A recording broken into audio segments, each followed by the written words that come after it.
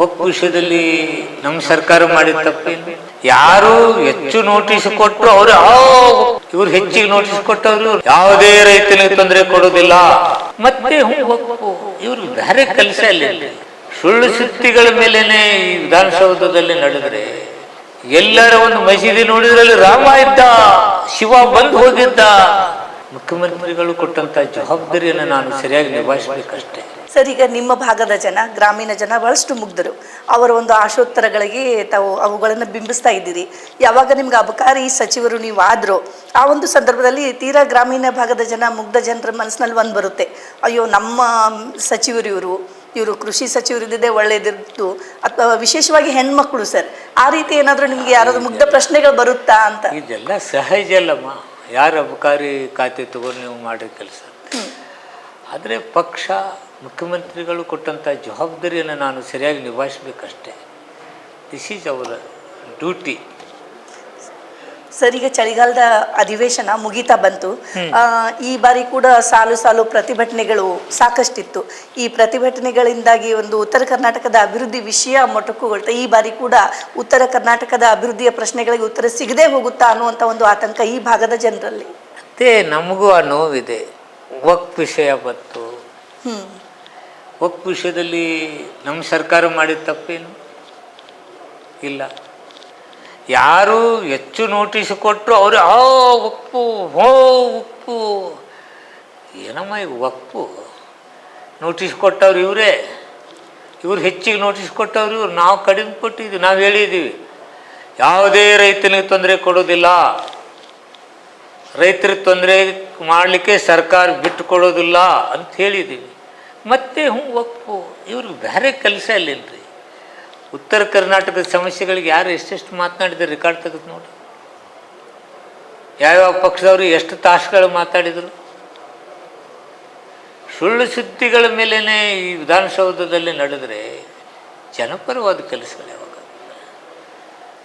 ಎಲ್ಲರ ಒಂದು ಮಸೀದಿ ನೋಡಿದ್ರಲ್ಲಿ ರಾಮ ಇದ್ದ, ಶಿವ ಬಂದು ಹೋಗಿದ್ದ, ಸೀತಾನು ಬಂದು ಅಡ್ಡಾಡಿದ್ರು. ತಗೊಳ್ಳ ಎಲ್ಲಿ ಮಸೀದಿ ನೋಡಿದ್ರಲ್ಲಿ ಚಾಲೂನ. ಇದು ಧರ್ಮಗಳಲ್ಲಿ ವಿಘಟನೆಯನ್ನು ಮಾಡಿ ಜನರನ್ನು ದಾರಿಗೆ ತಪ್ಪಿಸಿ, ಧರ್ಮಾಂಧರು ರಾಜ್ಯ ಆಳಬಾರ್ದು, ಧರ್ಮಾಂಧರ ಕೈಯಾಗಿ ಯಾವ್ಯಾವ ರಾಷ್ಟ್ರಗಳು ಹೋಗಿದ್ದಾವೆ, ದೇಶಗಳೆಲ್ಲ ದಿವಾಳಿ ಆಗಿದೆ. ಉದಾಹರಣೆಗೆ ಪಾಕಿಸ್ತಾನ ನೋಡಿ, ಬಾಂಗ್ಲಾ ನೋಡಿ. ಈ ದೇಶಗಳಿಗೆ ತೊಂದರೆ ಆದದ್ದು ಎದಕ್ಕೆಂದರೆ ಧರ್ಮಾಂಧತೆ, ಜನಪರವಾದ ಕೆಲಸಗಳಿಗೆ ಅವ್ರಿಗಿಲ್ಲ.